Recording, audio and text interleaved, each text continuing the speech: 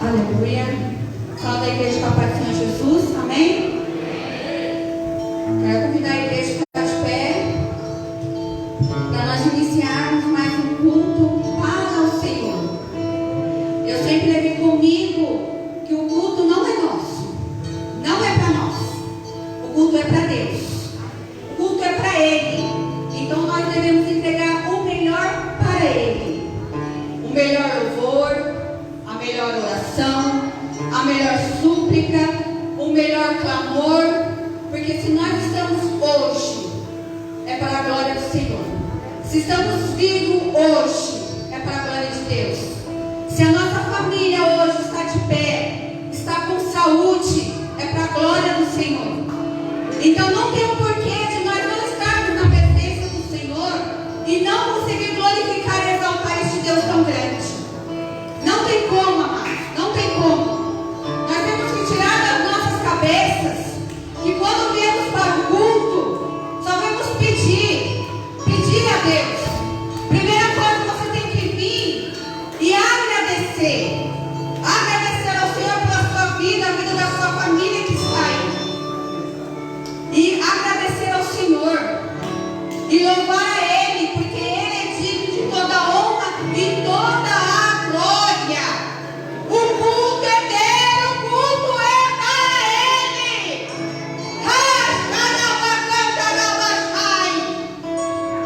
Abra sua Bíblia em Salmos,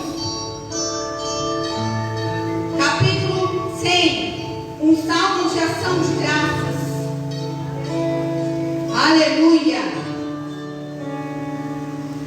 Eu quero agradecer a Deus por estar aqui. Eu louvo a Deus por estar aqui. Deus sabe que eu gosto muito, né? Mas não tem como a gente fugir daquilo que Deus nos chamou. Então eu agradeço a Ele por esta oportunidade. Salmo de número 100 diz assim: celebrai com júbilo ao Senhor, todos os moradores da terra. Servi ao Senhor com alegria. Entrai diante dele com alegres cânticos. Sabei que o Senhor é Deus, é quem nos fez, e somos seu povo, e ovelhas de seu pasto. Entrai em seus portões com agradecimentos, em seus pátios com louvor. Dai graças a Ele e bendizei o seu nome. Oh, aleluia! Porque o Senhor é bom e o seu amor dura para sempre, e a sua fidelidade de geração em geração. Olha que salmo maravilhoso! A Bíblia é maravilhosa. A Bíblia é um grande manual para mim e para você, para viver bem nessa terra. É um manual de chegar lá no céu. Então leia a Bíblia. Não fique por contos, não fique por citações de outras pessoas, mas fique pela palavra do Senhor, que ela não falha, ela não mente. Então, rendei graças ao Senhor, porque o nosso Senhor, Ele é bom. Nós não somos bons, Ele é bom, e a sua misericórdia dura para sempre, e as bênçãos dele são de geração em geração. Então a bênção dele me alcança as minhas filhas, vão alcançar os meus futuros netos, que vai estar longe, os meus bisnetos, e é assim de geração em geração. Eis uma nova geração na vida do apóstolo, o seu netinho. Eis uma bênção, e é assim de geração em geração. Vamos adorar o Senhor? Então adore Ele com a sua melhor oração. A oração é você falar com o Pai. A oração não é só para você ficar para você, é você clamar ao Pai e orar ao Senhor, para que o Senhor já entre neste lugar, que Ele flua neste lugar, que o teu dia passa neste lugar, que você sinta aí o Senhor passando, que você sinta aí o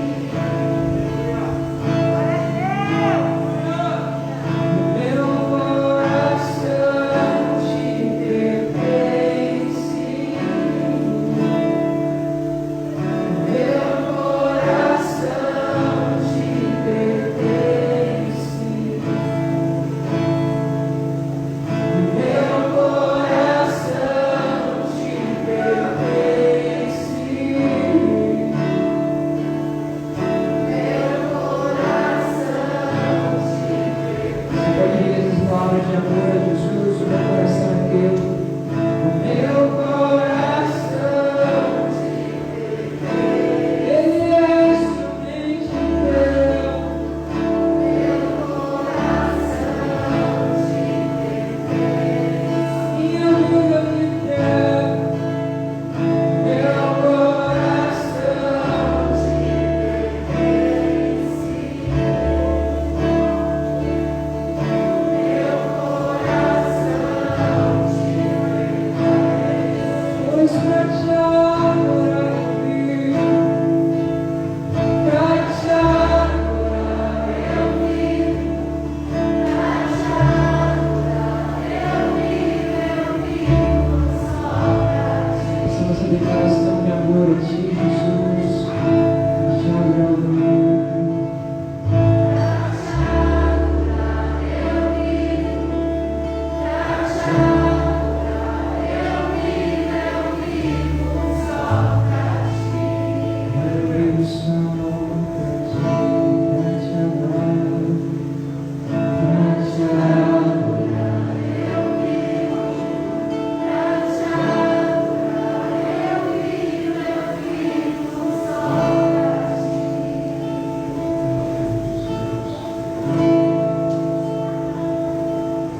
Meu orgulho me tirou do jardim,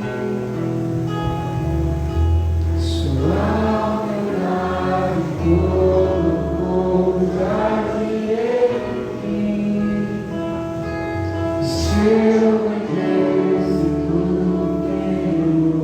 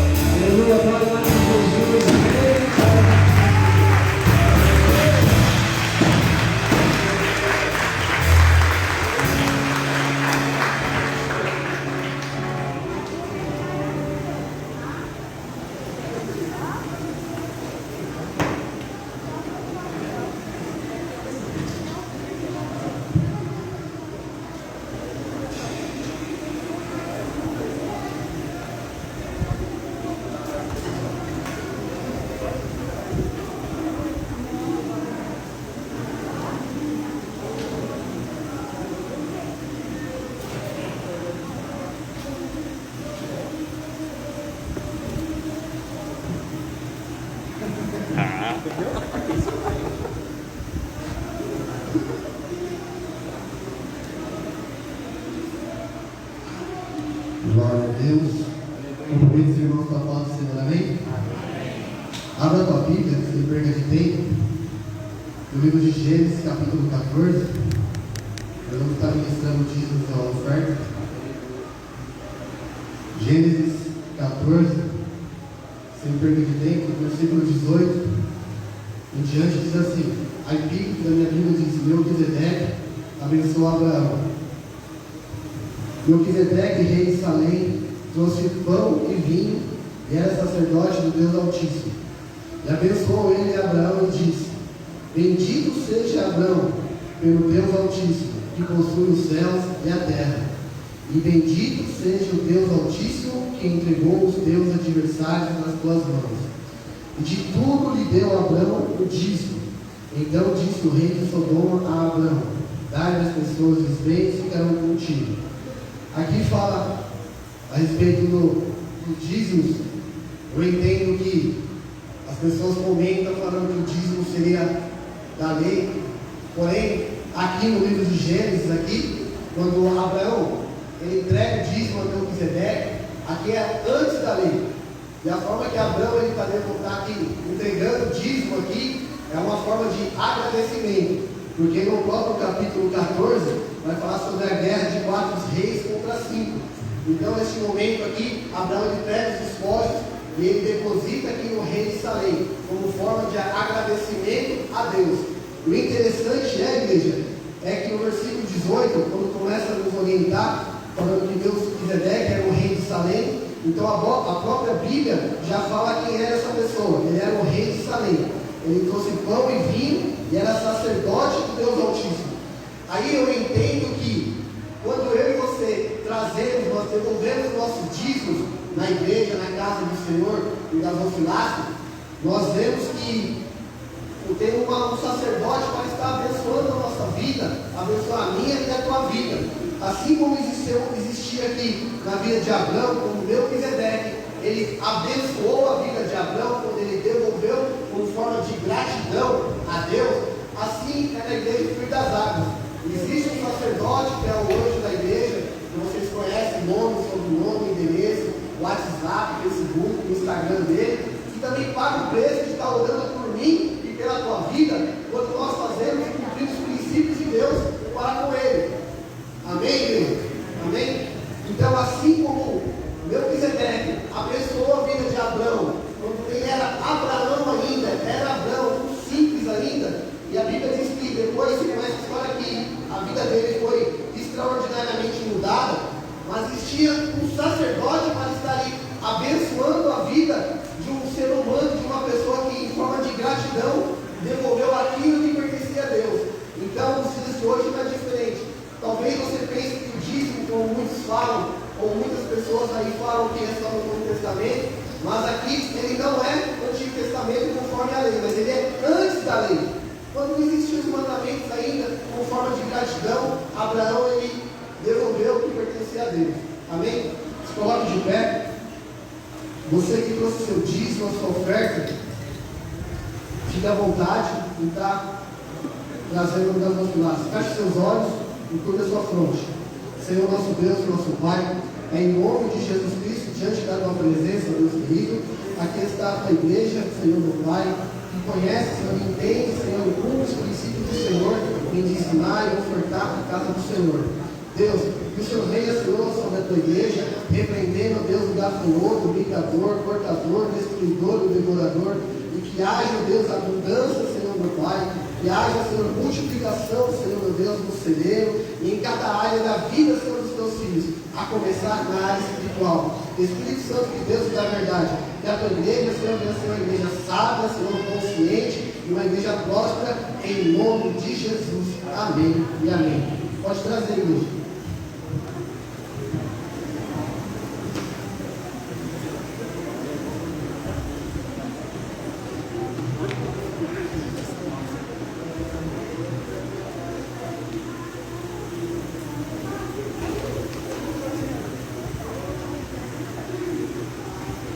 Graças a Deus, amém, queridos? Gostaria de, antes de qualquer coisa, apresentar, né? Nós teremos 2 apresentações hoje, que é apresentar a Bíblia. Vocês a Bíblia é a Bíblia.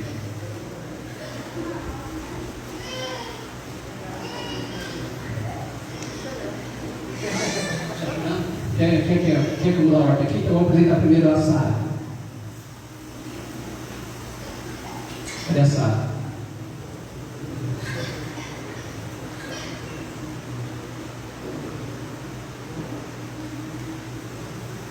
Os testemunhas, né, que nós comumente chamamos de padrinho, pode subir também.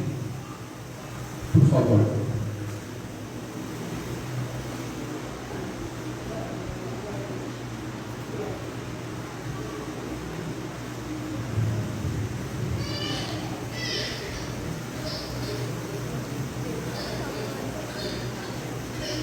Amém, queridos? Nós, estou sempre dizendo aqui, nós como cristãos evangélicos, e alguns também podemos falar de protestantes, nós não batizamos crianças, porque nós entendemos que a criança ela não tem ainda ciência, né, uma cosmovisão de mundo.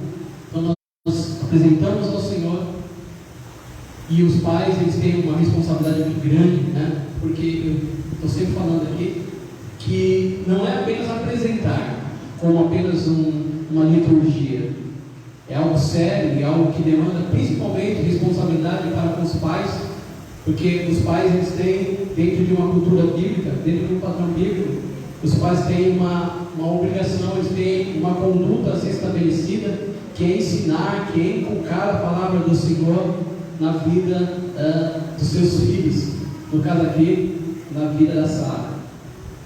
Então eu quero perguntar para o Caio e para a Érica se eles entendem esse princípio, Vem, Caio?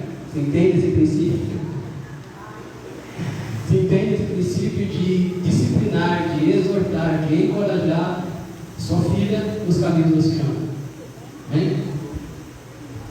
Amém.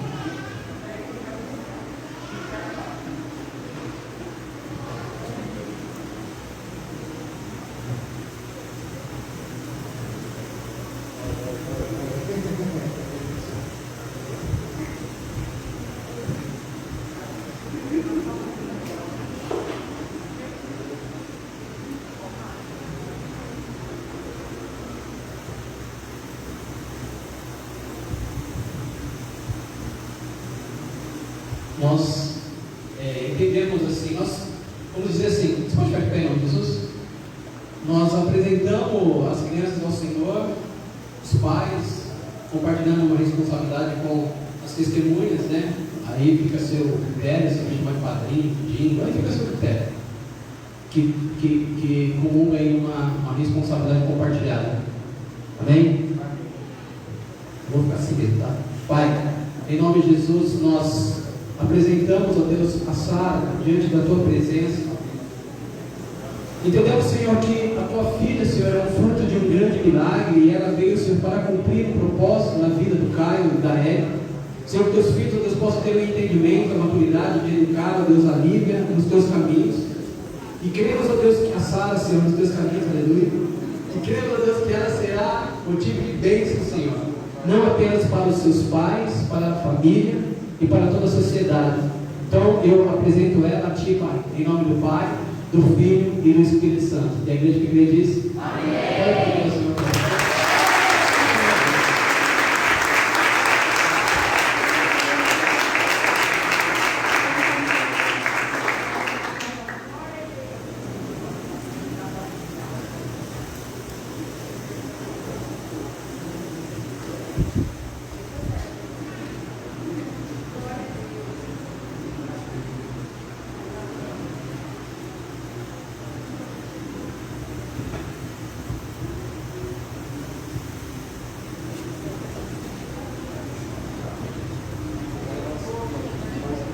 Agora vamos apresentar a Lívia.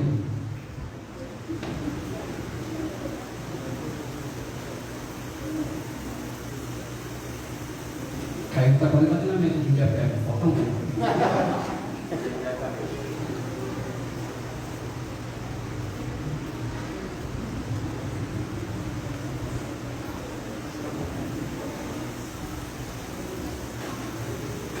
Pode ser repetitivo, mas é necessário que nós expressarmos mais uma vez essa fala de que é uma responsabilidade dos pais inculcar, exortar e criar uma plataforma para que os filhos eles cresçam na presença do Senhor.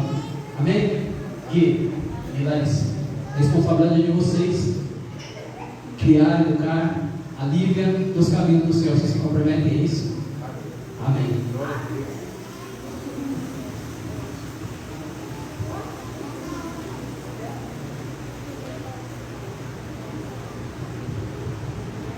Pai, em nome de Jesus, eu apresento diante de Ti a Lívia, Senhor.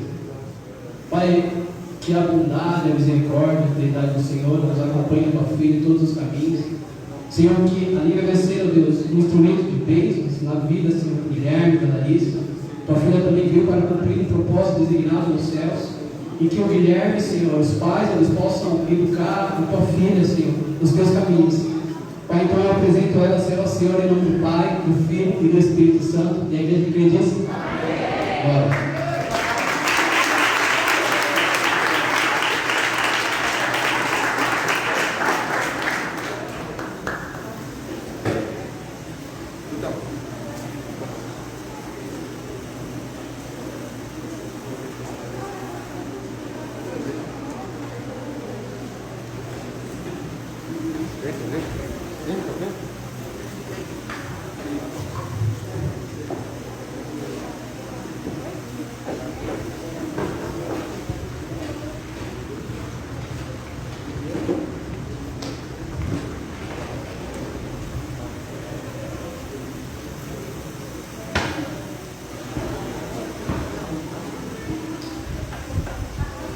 Amém, queridos? Você pode falar para quem está no seu lado: eu te abençoe em nome de Jesus.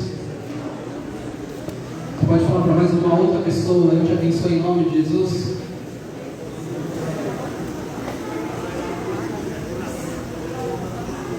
Glória a Deus. As crianças estão dispensadas para participar do seu culto.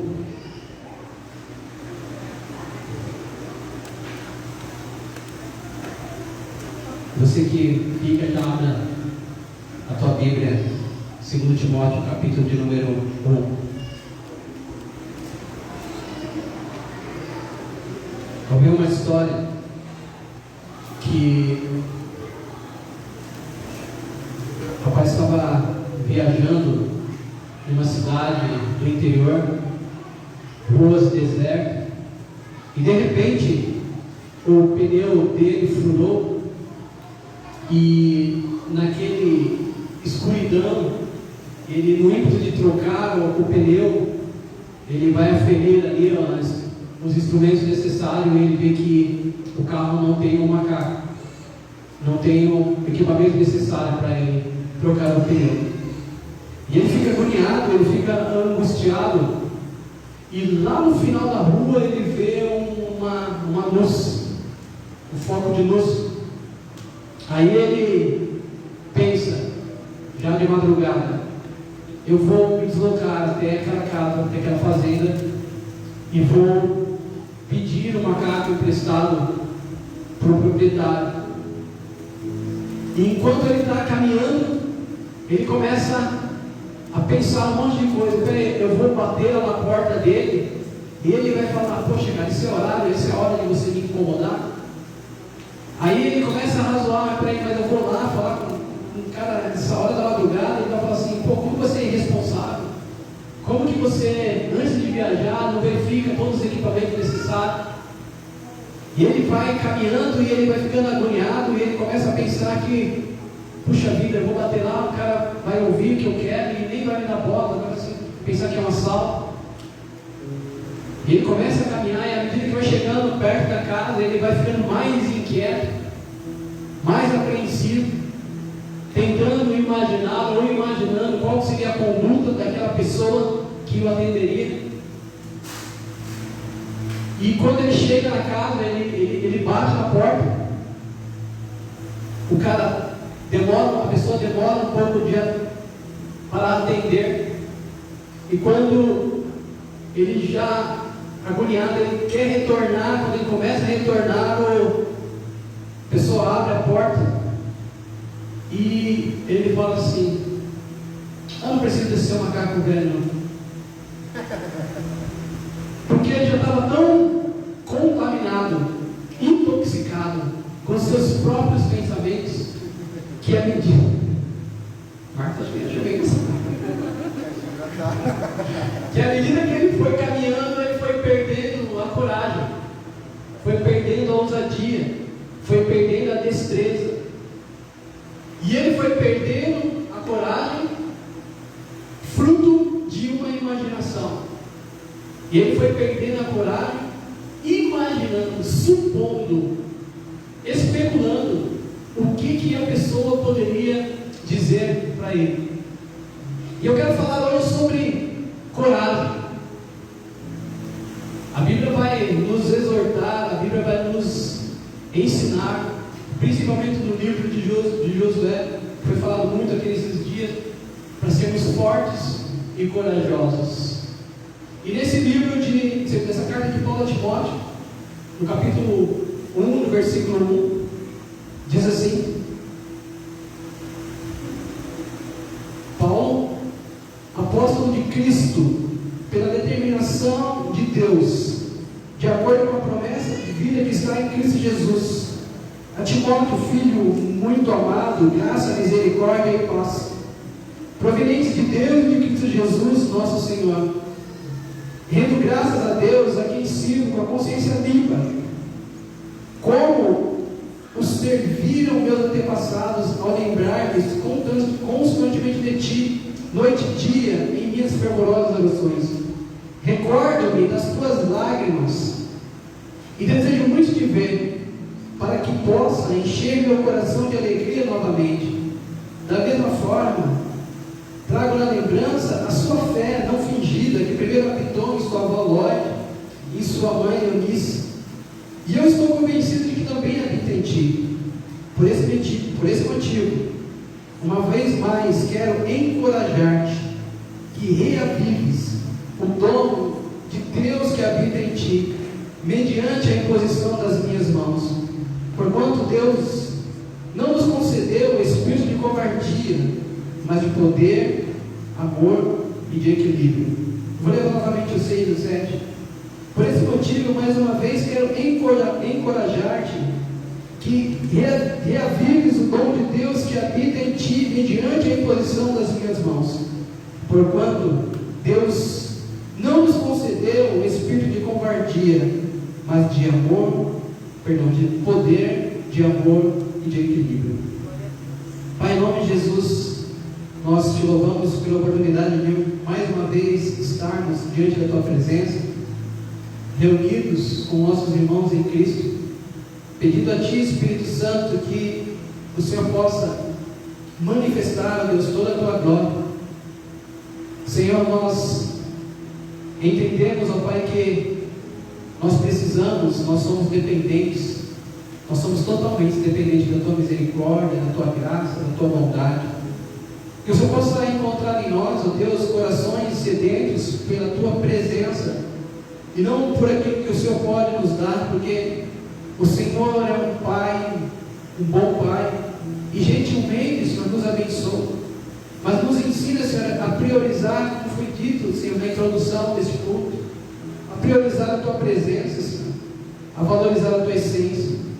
Leva a nossa mente cativa, Senhor, tira do nosso meio toda distração, toda inquietação, toda perturbação, Senhor. Todo o roubador da palavra, Senhor, possa ser neutralizado agora em nome de Jesus. E que à medida, Senhor, que nós vamos discorrendo a tua palavra, à medida, Senhor, que eu vou discorrendo a tua palavra, que teu Espírito imprimiu no meu espírito, Senhor, que possamos, ó Deus, ir refletindo e avaliando, retendo, Senhor, a porção que nos cabe, Senhor, e que possamos aplicar, ó Deus, para uma mudança, para uma transição de vida, Pai, em nome de Jesus. Amém? Então eu não sei ao certo qual era a situação de Timóteo, a Bíblia não me dá muita clareza sobre isso, mas ela vai dizer que Timóteo, ele estava em um momento de aflição, porque o apóstolo Paulo, quando ele remete essa carta a ele, vai falar para ele do seu choro, vai exortar a ele, falando assim: olha, Timóteo, reaviva o dom que foi depositado em ti, sobre a imposição das minhas mãos. Ele vai falar: olha, Timóteo, Deus não te deu um espírito de covardia, mas de poder, de amor e de equilíbrio. Ele vai dizer assim a Timóteo: olha, Deus, Ele te chamou, Ele te incumbiu, Ele te deu uma unção, mas é uma unção de ousadia, uma unção de coragem.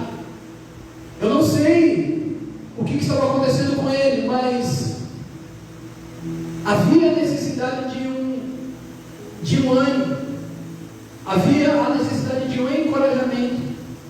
Naquele momento, naquele período, naquela estação, Timóteo ele precisava ouvir que ele tinha sido revestido com um espírito de coragem.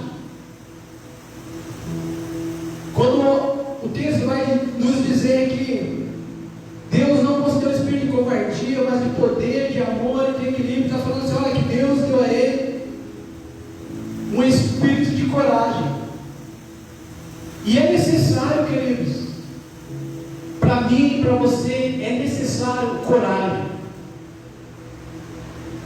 No transcorrer dessa ministração, eu quero que você e eu reflitamos o quanto que nós precisamos de coragem para de fato ser um homem e uma mulher de Deus, o quanto que de fato nós precisamos de coragem para andar nos propósitos de Deus, o quanto que nós precisamos de coragem para assumir a nossa família em fé, para assumir a nossa família, para assumir as nossas responsabilidades como um filho maduro de Deus, como Ruiz. Tudo isso vai requerer de nós muita coragem, muita ousadia e muita destreza, porque nós não podemos abrir mão das nossas convicções em Deus para caminharmos em conveniência, porque as nossas convicções em Deus, as nossas convicções na palavra do Senhor vai nos fortalecer, vai nos projetar, vai nos lançar, vai nos atirar para um propósito. Mas quando nós perdemos, talvez por uma falta de coragem, quando nós perdemos as nossas convicções, a convicção da nossa fé, a convicção da nossa esperança em Deus, convicções de certezas, e quando começamos a caminhar em conveniência, aquilo que atende o que eu quero, aquilo que atende o que eu gosto, aquilo que atende as minhas necessidades pessoais, emocionais e instantâneas, nós vamos nos enfraquecendo. Quando nós saímos de uma convicção em Deus e começamos a caminhar aquilo que é conveniente para nós, automaticamente nós vamos nos enfraquecendo. E quando nós falamos de ser forte e corajoso, automaticamente nós nos remetemos a Josué. E Josué ouviu isso pelo menos 7 vezes. Deuteronômio 31 vai falar que Moisés disse para ele 3 vezes: Josué, ser forte e corajoso. Porque você vai precisar dessas palavras. Isso não está escrito. Isso digo eu, não Senhor. 3 vezes Moisés falou para ele: olha, Josué, ser forte e corajoso. No capítulo 1, por 3 vezes Deus falou para ele assim: olha, Josué, ser forte e corajoso. E ainda no capítulo 1, se eu não me engano, no versículo 18, o povo vai falar para Josué: olha, Josué, ser forte e ser corajoso. Porque o propósito, ser filho de Deus, assumir essa filiação, amigos, assumir essa filiação em Deus, há certamente a necessidade de sermos fortes e corajosos. Há a necessidade de assumir uma posição de ousadia, de coragem e de determinação. Quando nós vamos estudar a história de Josué e entender por que por vezes, pelo menos por 7 vezes, foi proferida essa palavra a Josué: ser forte e ser corajoso.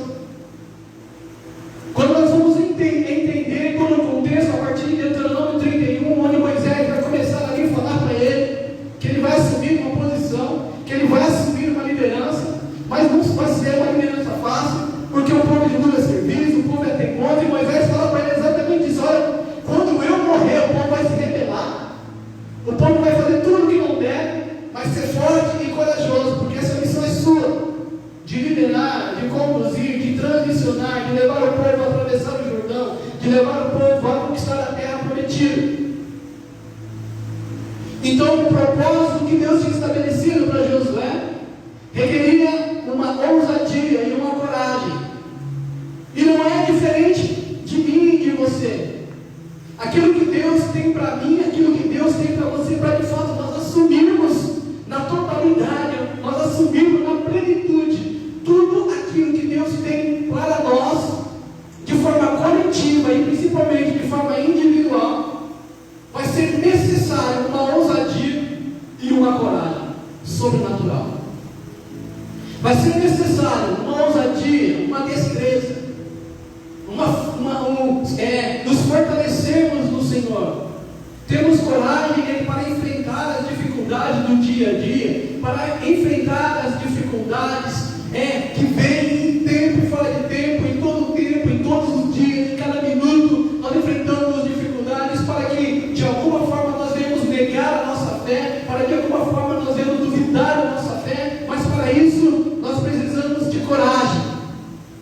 quem está do seu lado, ser forte e corajoso.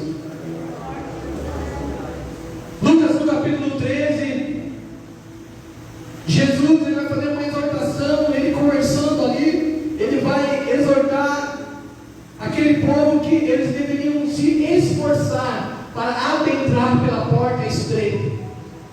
Haveria uma necessidade de um esforço, haveria necessidade de uma coragem para entrar, esforçar-se para entrar por essa porta estreita. E quando nós falamos de uma realidade atual, em primeiro lugar nós vamos entender, nós vamos compreender que é necessário, querido, uma coragem para enfrentar uma realidade aqui e agora. Uma coragem para enfrentar a realidade que você vive.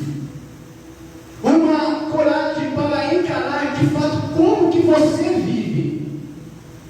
A Bíblia vai nos dizer que quando Davi está ali pastoreando, cuidando das ovelhas do seu pai, alguém o chama e fala assim: olha, Davi, isso não está escrito, tá? Mas cabecinha normal nós entendemos isso.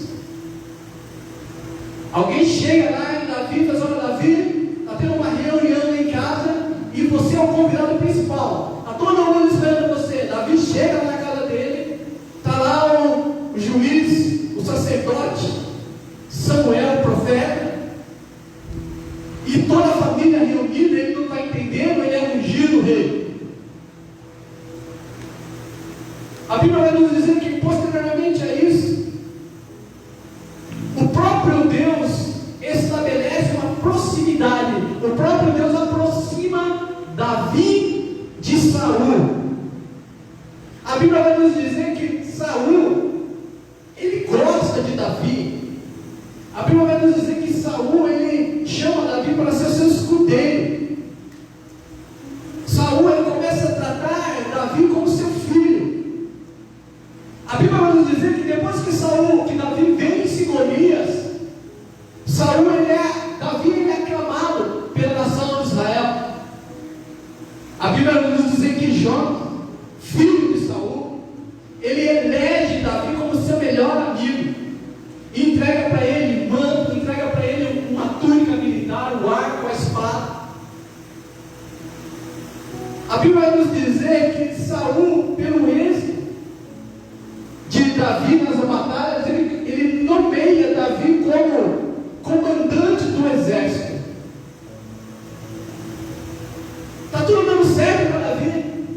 Ele recebe uma unção, ele não entende, Deus começa a manifestar, traz ele para próximo ao rei e começa a orquestrar uma sinfonia que está tudo alinhado, os acordes está tudo alinhado, está tudo dando certo para Davi. Outrora ele era um pastor, mas agora ele é comandante de um exército, agora ele senta na mesa do rei. Agora o filho do rei é o seu melhor amigo, ele está no êxtase, ele está na melhor fase daquilo que seria o propósito de Deus para ele. Só que as coisas começam a mudar. A Bíblia vai nos dizer que, vai nos ensinar que Saul, ele começa a ter inveja de Davi e começa a fazer tudo para matar Davi. A história de Davi muda completamente. Outrora a pessoa que o amava, que o tinha escolhido como seu escudeiro, que tinha colocado ele à frente de um exército poderoso, começa a querer matar ele. Então a realidade de Davi, ela muda. Assim como a minha realidade e a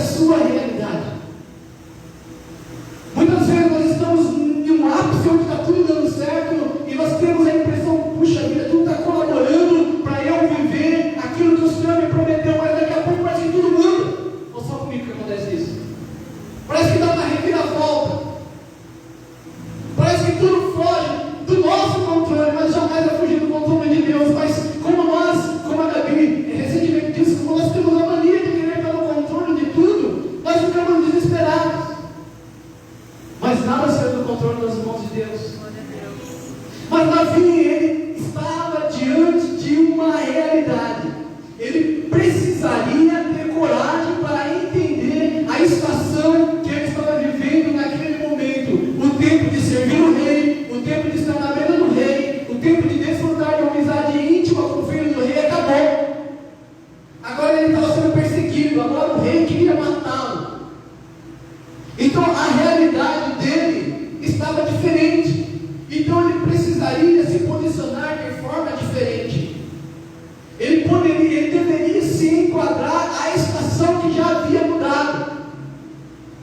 Então a questão da nossa reflexão é como que nós encaramos a realidade das nossas vidas. Porque existe um mundo real. Existe um mundo real, não é um mundo de fantasias, onde as coisas acontecem hoje. Onde hoje está tranquilo, amanhã já não está tão tranquilo assim, depois da manhã vai piorar. Mas como que é a nossa reação? Nós perdemos a nossa convicção em Deus, porque a estação muda e começamos a ser conivente, andarmos de acordo com a conveniência. A estação mudou, então eu começo a transicionar mais para longe de Deus. Ou ainda assim, quando a estação muda, eu permaneço mesmo, a minha convicção, tudo muda dentro da minha convicção, tudo muda dentro da minha fé em Cristo, porque eu permaneço nele, porque quem já pisou no Santo dos Santos em outro lugar não sabe estar. Então pode mudar a situação, pode mudar a estação, mas a minha convicção, ela não pode ser abalada. Como que você encara a realidade da sua vida? Talvez você pode fantasiar, não, está tudo tranquilo, mas até para nós encararmos de fato a realidade das nossas vidas, nós precisamos de coragem.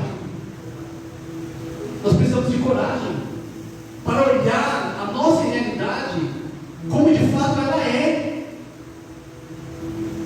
para olhar a nossa circunvizinhança como de fato ela é, para olhar o meu comportamento como de fato ele é. Ou seja, é eu me desnudar na minha frente e me ver de fato como eu sou, e não como eu quero que as pessoas me enxergam.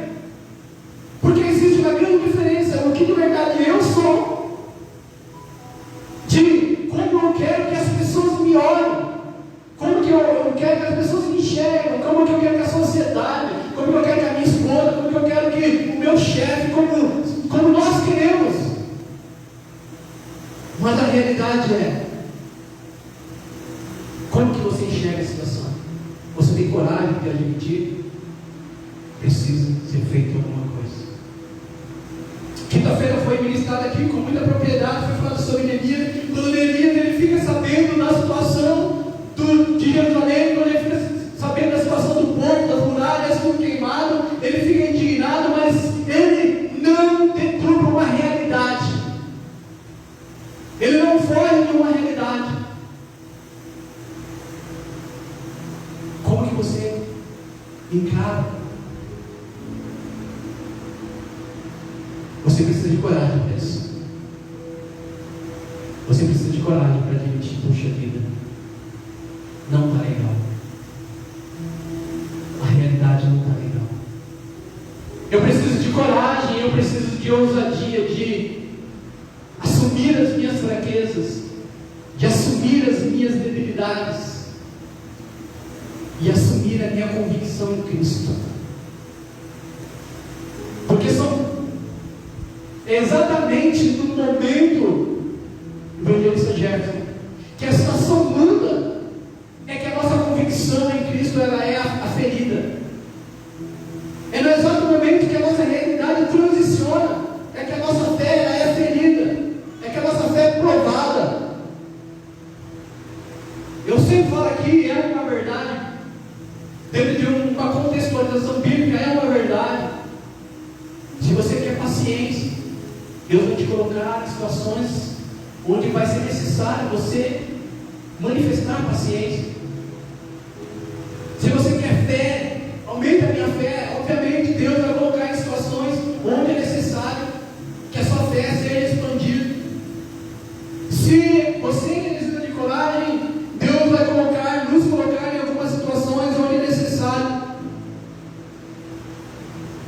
coragem seja ferida. Quando o filho pródigo, ele caiu em si, ele deu conta da realidade que ele estava vivendo. Quando ele, até então, para ele estava tudo tranquilo, estava ali se alimentando ou desejando as bolocas dos porcos, estava ali longe do propósito, mas para ele estava tudo tranquilo, até quando ele caiu em si. Porque quando nós caímos em si, a nossa visão, os nossos olhos abrem, aí de fato nós enxergamos qual é a nossa realidade. Fala para ele, casal, você precisa cair em si. Quando ele caiu em si, ele se deu conta que havia uma realidade a ser enfrentada.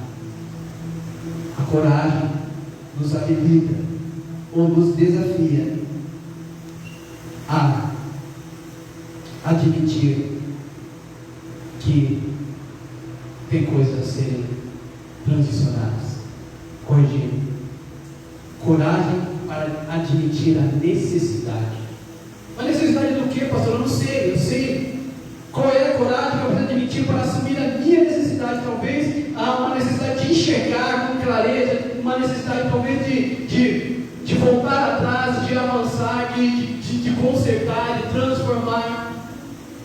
Mas somente, irmãos, com uma coragem eu vou admitir que existe uma necessidade. Quando você tem a coragem, irmãos, quando você tem a coragem de fato admitir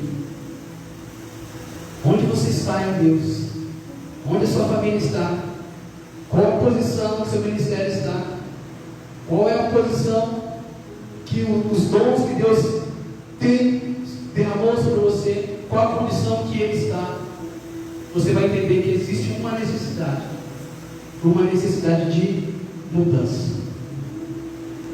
Mas para eu admitir que há uma necessidade de mudança, nos outros é muito fácil, sim ou não?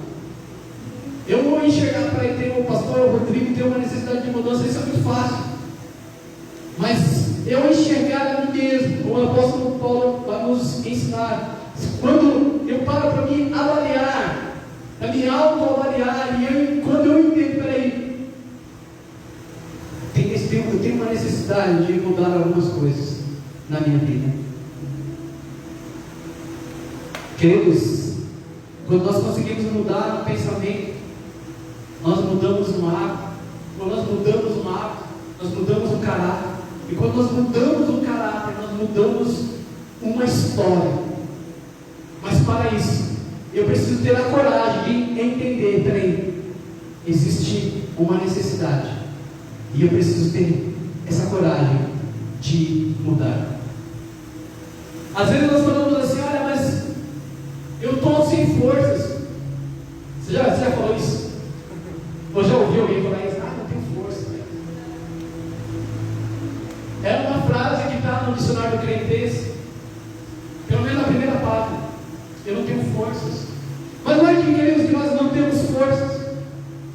É que nós não temos coragem de assumir os desafios que a vida nos impulsiona. Nós não temos coragem de partir para um aspecto de evolução, uma evolução como homem, uma evolução como mulher, uma evolução como filhos de Deus.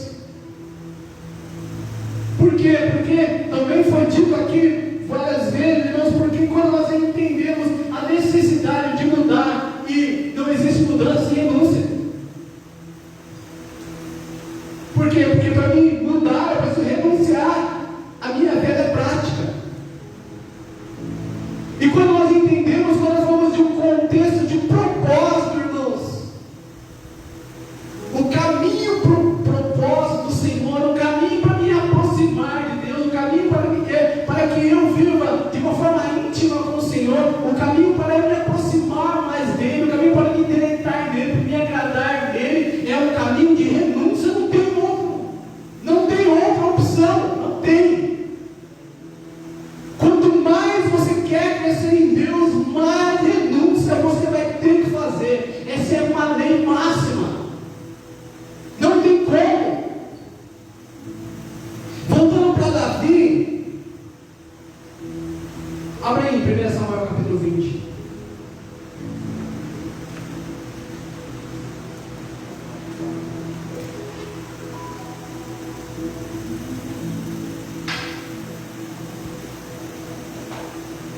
Primeiro Samuel capítulo 20, versículo 41. Assim, 1 Samuel 20, 41. Assim que o servo de Jonas partiu de volta à cidade, Davi saiu de trás do outeiro, atirou-se ao chão e inclinou a fronte 3 vezes, encostando o rosto na terra diante de Jonas. Em seguida, os dois se abraçaram. Então despediram-se, beijando um ao outro e chorando copiosamente. E Davi pranteou ainda mais que Jonas. Então Jonas encorajou Davi, dizendo: vai em paz. Quanto ao pacto de amizade leal, juramos um ao outro, em nome do Senhor, que o próprio Senhor seja testemunha entre mim e ti, entre a minha descendência e a tua. E assim Davi partiu e Jonas retornou à cidade. Jonas era o melhor amigo de Davi. Só que para Davi, dentro de um processo de afunilamento do propósito, ele precisou se distanciar de Jonas. Quando nós lemos a história, posteriormente, depois disso, Davi foi ver Jonas mais uma vez, onde Jonas vai para encorajar Davi. E depois, Davi só vai ficar sabendo da morte de Jonas. Então, queridos, às vezes, Deus vai nos desafiar, vai nos, de fato, desafiar a abrir mão daquilo que é lícito, daquilo que é legal, daquilo que é permitido, para que vivamos o propósito. Às vezes nós temos a imaginação de que para viver o propósito nós vamos só ter que abrir mão de pecado, abrir mão, não, irmãos. Às vezes, para nós vivermos o propósito do Senhor, nós vamos ter que abrir mão daquilo que é lícito, daquilo que é permitido, daquilo que é legal, daquilo que é conveniente. Davi, e aqui em Jonas, eles têm talvez um texto mais triste da história de Davi em relação a despedir. Quando a Bíblia vai falar, e eu lembro na história que ele chorou muito, copiosamente. A Bíblia vai nos dizer que ele, Davi, ele chorou mais do que Jonas, que para ele era difícil, para ele era muito difícil, mas ele precisava, porque o propósito exige um caminho de esvaziamento.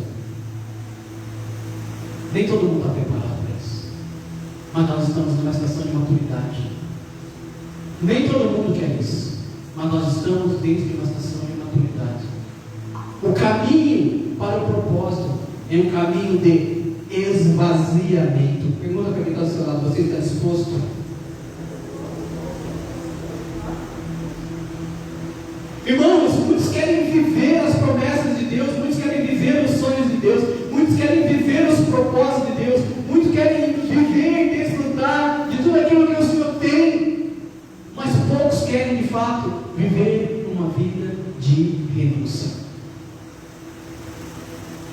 Mas poucos de fato querem viver uma vida de abnegação. O Caim em si levou tanto o filho pródigo quanto Pedro entender que eles precisavam de coragem para dar o próximo passo. Tem um próximo passo, gente. A nossa trajetória com Cristo sempre tem passos tão acelerados, mas isso requer coragem. Isso requer coragem. Quando o filho pródigo caiu em si, ele entendeu que o que ele estava, a realidade que ele estava vivendo, não como dizia, como propósito, ele teve que ter a coragem de voltar. Coragem. Ele poderia talvez pensar como o cidadão da história que eu ilustrei no início,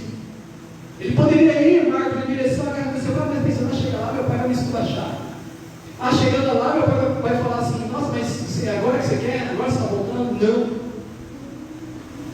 Ele teve que. Foi um caminho de esvaziamento. Foi um caminho de renúncia. Porque ele caiu em si. Porque quando nós caímos em si, nós nos deparamos com uma realidade. Nós não devemos ficar inertes, nós não devemos ficar na inércia. Nós precisamos dar passos. Deus nos desafia a dar passos. Talvez para Davi naquele momento, o pior não era a traição, não era a perseguição de Saul. Talvez para Davi naquele momento, o pior não era abrir mão de uma vida confortável, desfrutando das iguarias, da riqueza, de estar na mesa do rei. Talvez para Davi o maior desafio foi ter que romper com Jonas para viver o propósito. Talvez a maior coragem que ele teve foi se despedir de Jonas com muito choro, como nós lemos, com muito pranto. Mas ele entendeu: eu preciso viver o propósito. E se eu ficar aqui, o propósito vai ser abortado. Quando Neemias ele cai em si, quando ele ouve aquela história, ele entende: peraí, eu preciso de coragem, eu preciso fazer alguma coisa, eu preciso dar o primeiro passo. Eu gosto da história de Neemias, que foi ministrada, mas principalmente de uma parte antagônica, que são aqueles que estavam em Jerusalém, que viram as muralhas, que viram as portas queimadas, mas não fizeram absolutamente nada. Não tiveram a coragem de dar o primeiro passo. Mas Neemias, ele se destacou, ou se destaca por quê? Porque revestido de uma coragem, olhando dos céus, ele entendeu: eu preciso fazer alguma coisa. E será que hoje o Espírito Santo ministra na sua vida, né? Como está ministrando na minha vida, que nós temos a necessidade de fazermos algumas escolhas, que nós temos a necessidade de fazermos algumas renúncias, que nós temos a necessidade de avançar em alguns pontos, que nós temos a necessidade de retroceder em alguns pontos, mas que tenhamos a coragem de assumir responsabilidades. Mas tenhamos coragem de assumir a responsabilidade diante daquilo que o Senhor tem derramado sobre nós. Nós precisamos de coragem. Quando nós olhamos para Davi, fala para quem da sala para ele acordar: ser forte e corajoso. Quantos estão entendendo? Eu estou me fazendo claro? Nós precisamos de coragem, irmãos, para confessar nossos erros, e coragem para mudar. Porque às vezes nós até, pastor Alessandro, nós temos um ímpeto de coragem de assumir as nossas dificuldades, as nossas fragilidades, mas nós não temos a coragem de mudar a rota. Não temos a coragem de mudar a estrutura. E algo interessante, quando nós estudamos sobre Davi, eu não quero aqui desnudar Davi, porque Davi, segundo a palavra de Deus, ele é, e eu creio assim, que ele era o homem segundo o coração de Deus. Amém? Não tenho dúvidas. Grande adorador, grande Davi. Só que Davi, em 2 Samuel 12, vai nos dizer que ele pecou, né? Amém? História de Betseba. E vai também nos dizer que ele confessou, amém?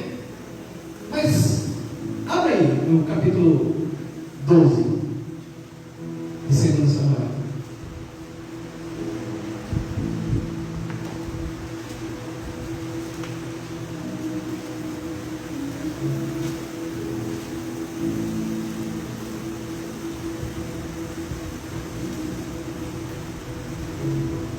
Vamos ler a partir do versículo 13. Davi confessou a Natã: pequei contra o Senhor. Então Natã afirmou a Davi, estou em 2 Samuel capítulo 12, versículo 13. Então Natã afirmou a Davi: por sua parte, o Senhor perdoa o teu pecado, não morrerás. Mas, por ter ultrajado o Senhor mediante tua atitude, o filho que tiveste morrerá. Então veja bem, o filho que tiveste, então já havia sido gerado, não desnudando Davi, mas Davi, ele confessou depois que ele foi confrontado. Davi confessou depois de no mínimo 10 meses, depois dele ter tido relação com Betseba, depois de Betseba passar todo o período de gestação, depois que ele tramou a morte de Urias, depois que o filho nasceu, segundo esse texto, é claro, versículo 14, mas por teres ultrajado o Senhor mediante tua atitude, o filho que tiveste morrerá. Então ele confessou sim, mas houve a necessidade do confronto. Fala para quem está falando, graças a Deus que Deus confronta. Porque desse pecado, Davi, ele de fato se arrependeu. De fato, ele não cometeu mais nenhum pecado relacionado a isso. Só que, quando a gente fala de coragem, irmãos, às vezes, a nossa trajetória, a nossa cosmovisão cristã, a nossa experiência como líder, não falando como pastor, como líder, ao longo de alguns anos, nós vamos ver que as pessoas têm uma coragem, Marcos, de pecar, porque precisa de coragem. Irmãos, eu preciso de uma coragem para planejar um roubo a banco. Eu preciso de uma coragem em trair a minha esposa. Eu preciso de uma coragem de ficar vendo pornografia no meu celular sem que ninguém veja. Então eu preciso de coragem. Então eu estou aqui olhando, mas assim, para que ninguém veja. Então eu sou revestido de uma coragem. Eu preciso de uma coragem para ir traficar. Mas parece que essa mesma coragem que eu tenho para pecar, eu não tenho essa coragem para assumir. Eu não tenho essa coragem para confessar. Eu não tenho essa coragem para me retratar. Parece que a balança, ela torna-se diferente. E Provérbios vai nos dizer que quem cobre as suas transgressões, quem cobre as suas transgressões jamais prosperará, mas quem confessa encontra misericórdia. Vou falar algo nojento aqui, mas tem que ser bem nojento para você entender com base na Bíblia. Ela vai nos dizer em Provérbios 26:11 que como o cão que volta ao seu próprio vômito, assim é um insensato que repete a tolice. Como o cão que entorna é comer, como o cão que come o seu próprio vômito, assim é o insensato que repete a sua tolice. Quando eu vomitar aqui?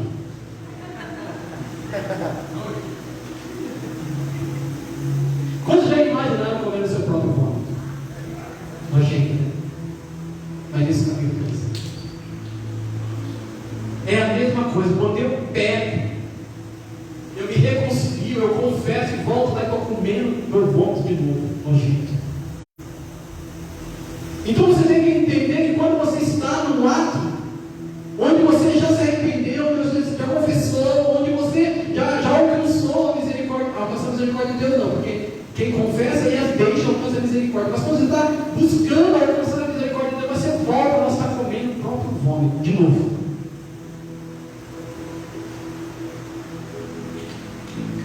E o mais engraçado é que nós temos a coragem de errar, mas para nós confessarmos, nós somos convenientes, nós queremos falar com quem tem o mesmo cheiro de vômito, aqueles que desfrutam do mesmo vômito. Então, queridos, nós precisamos ter a coragem de assumir as nossas falhas, e mudar. Então, nosso isso precisa estar impregnado na nossa mente, porque nós não podemos nos lambuzar de vômito.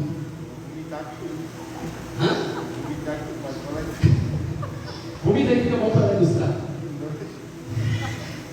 Então, queridos, nós precisamos entender isso, que nós não podemos voltar às velhas práticas. Então, quando eu começo a abrir mão das minhas convicções, irmãos, para entrar na conveniência, para entrar naquilo que é cômodo,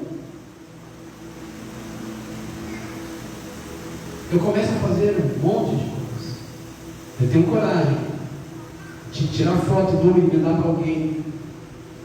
Eu tenho coragem de me drogar. Eu tenho coragem de prostituir. Eu tenho coragem de mentir. Eu tenho coragem de roubar. Eu tenho coragem de desonrar. Mas eu não tenho a coragem de assumir. E quando eu encontro a coragem de assumir, e eu confesso, se eu volto, eu estou comendo o vômito. Isso tem que estar, essa verdade bíblica tem que estar dentro da nossa mente. Quando nós formos retornar para uma prática que nós já tínhamos aberto mão, nós precisamos entender. Nós estamos nos banqueteando com o vômito.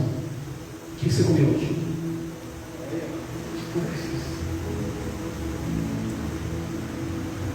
É terrível isso.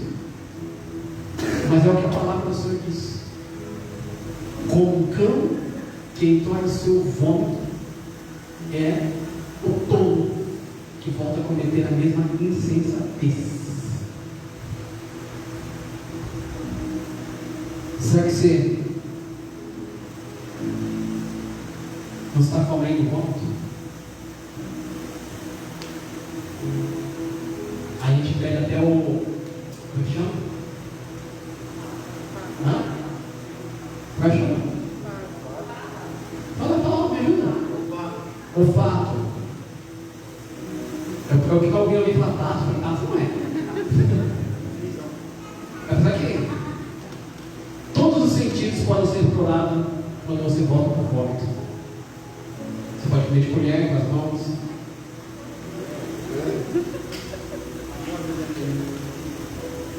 Nós precisamos ter coragem, irmãos, para tomar decisões em Deus. Todos os dias nós tomamos decisões simples,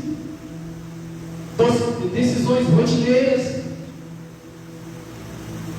decisões que mudam o nosso destino, decisões que mudam a trajetória das nossas famílias, mas todos os dias nós tomamos decisões. Mas as decisões que pautam o nosso destino, que pautam o nosso propósito, que pautam a segurança da nossa família, nós precisamos consultar a Deus. As nossas decisões precisam passar pelo crivo daquilo que Deus quer. Não de uma forma teórica, não de uma forma emocional. Porque o que eu tenho mais ouvido, eu falo, olha, Deus me falou para fazer isso. E eu aprendi a esperar.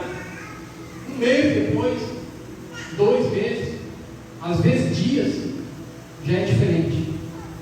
Então não é algo teórico, é de fato aquilo que Deus nos direciona a fazer. É de fato aquilo que Deus nos inculca a fazer. Eu disse aqui, olha aqui, a responsabilidade do pai é inculcar a palavra na cabeça dos seus filhos. E Deus inculca em nós a sua vontade, mas nós queremos agir, caminhar de acordo com a nossa conveniência. 1 Samuel, capítulo 27, dá uma lida aí comigo.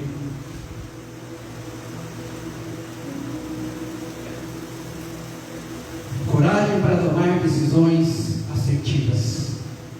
1 Samuel, capítulo 27, versículo 1. Aqui vai começar o declínio. Capítulo 27, 28, 29 de Davi. 1 Samuel 27 vai dizer assim, olha, versículo 1.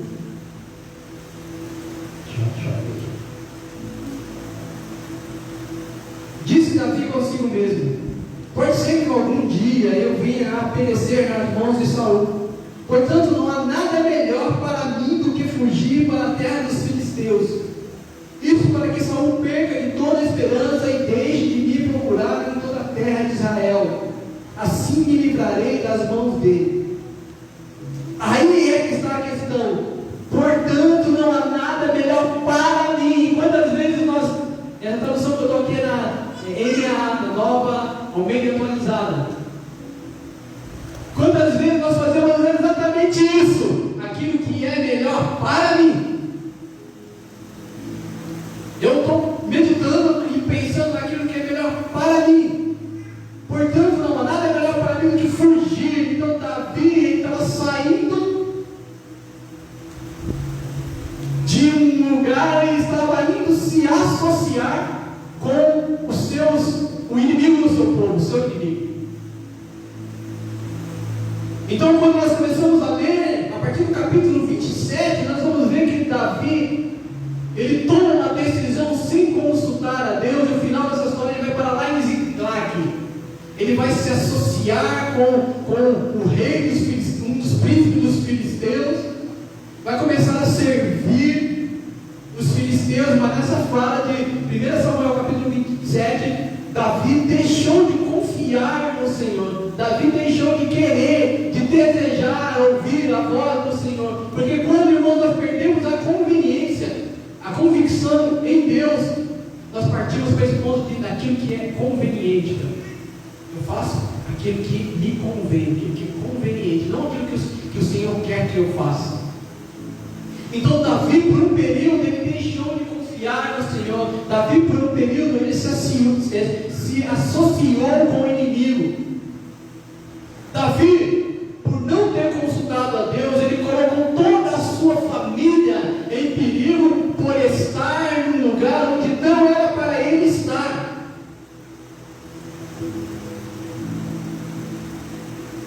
Dentro de uma geografia espiritual, amém? Não uma geografia física. Dentro de uma geografia espiritual, você de fato está no lugar onde você deveria estar? 3 segundos para pensar. 1, 2, 3. Você está no lugar onde você deveria estar, porque você é consciente. Você é consciente, eu tenho certeza, eu tenho convicção. Eu tenho convicção que você sabe o lugar onde você deveria estar, mesmo que você esteja no lugar errado. Você pode estar no lugar e saber, puxa vida, esse não é o meu lugar. Então Davi, ele tinha consciência. Conscientemente ele estava no lugar onde não deveria estar.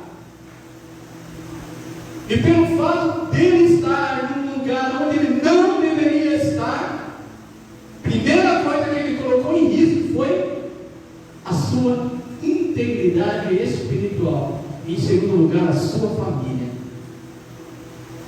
O lugar onde você está determina qual o futuro da sua família. Vou repetir para você entender. O lugar onde você está, dentro de uma geografia espiritual, determina o futuro da sua família. E qual é o lugar que você está? Fala para quem está ao seu lado. Deus, ele tem as formas. Fala para quem está. Deus tem formas não convencionais de ter, trazer de volta para o propósito. Amém? Deus tem umas formas não tradicionais, não convenientes para nós. E a forma que Deus usou o Davi foi primeiro que os seus amigos, isso está em Samuel 30, que os seus amigos almejaram e apedrejaram. Algumas pedradas que você está levando não é o diabo. Vou repetir. Algumas pedradas que você está tomando, que está vindo na sua direção, não é o diabo. É Deus te direcionando para o propósito. Amém? Aí o diabo está furioso comigo, irmãos. Essa é esse é uma coisa mais surreal que existe. Porque o diabo tem que estar furioso com a gente.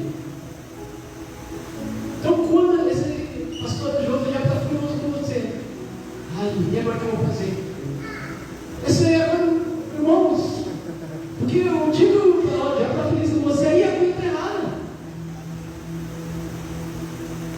Então, quando você começa a levar algumas pedradas, possa ser que é Deus te trazendo de volta para o propósito. E as pedradas não vieram, a intenção de pedradas não vieram de qualquer um, vieram do seu exército, das pessoas que ele mais confiava, das pessoas que andavam lado a lado com ele. Às vezes a pedrada de alguém próximo não é para te humilhar, para te envergonhar, é para talvez você esteja fora do propósito. Talvez você esteja em um lugar que não é o seu lugar. E dentro de uma estrutura que Deus escolheu para trabalhar, ele começou a querer te pressionar. Talvez você comece a perder algumas coisas, não é o diabo querendo te saquear. Talvez seja Deus te pressionando para você voltar para o propósito. Talvez as coisas começam a se afunilar. Davi perdeu as riquezas, perdeu a família, mas não era o inimigo, era Deus querendo trazê-lo de volta para o propósito. E às vezes, queridos, Deus permite algumas coisas para nos trazer de volta para o propósito. Vocês estão entendendo? Porque estar alinhado com o propósito não é somente quando você está sentado na mesa do rei, tocando a harpa. Não. Às vezes, o propósito, Deus está trabalhando o propósito quando você está sendo apedrejado, quando você está sendo caluniado, quando você está sendo saqueado. Você tem que parar e pensar: peraí, o que está acontecendo? Será que eu estou fora de um propósito original de Deus para a minha vida? Então, Davi, ele precisava tomar uma decisão, voltar para o lugar de origem. E é o último ponto, que é coragem para se reanimar no Senhor. Davi precisou de todo aquele sofrimento. Davi precisou de toda aquela decepção com aquele seu exército para poder se reanimar no Senhor.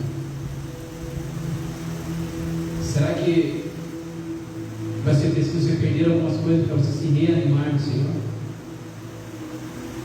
Será que vai ser preciso as coisas se apertarem mais para você se reanimar no Senhor?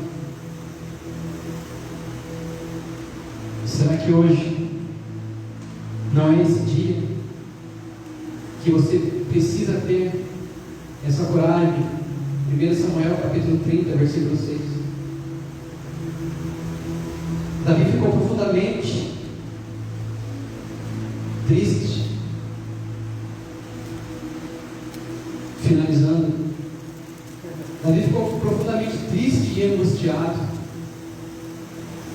Seus próprios seguidores estavam tão amargurados com sequestro de seus filhos e filhas que falavam em apedrejá-lo.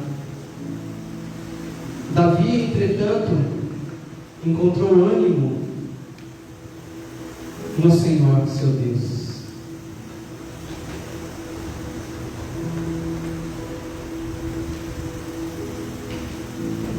Até para eu me reanimar no Senhor, eu preciso de coragem. Porque ainda que essa expressão de Davi foi algo público, todos estavam ali presentes, quando ele mandou mandou trazer a escola sacerdotal para consultar a vontade de Deus. Mas às vezes nós, de forma individual, nós ficamos pensando em pontos e contrapontos do que de fato vai acarretar quando eu me reanimo no Senhor. Você vai precisar ser forte, ser corajoso, porque nós precisamos ser fortes e corajosos, irmãos, para encarar uma realidade. Nós precisamos ser fortes e corajosos para admitir uma necessidade. Nós precisamos ser fortes e corajosos para assumir nossos erros e mudar. Nós precisamos ser fortes e corajosos para tomar uma decisão. E precisamos ser fortes e corajosos para nos reanimar no Senhor. Como assim, pastor?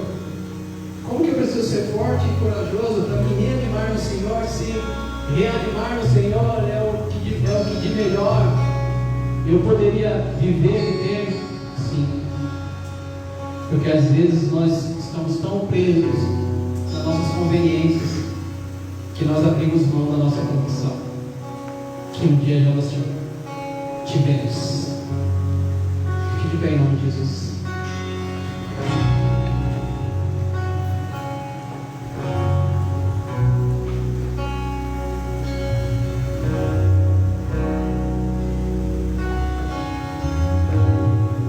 Abençoe você que está nos assistindo, que você possa refletir sobre essa palavra, pegar a porção que cabe, e se for necessário, tenha coragem.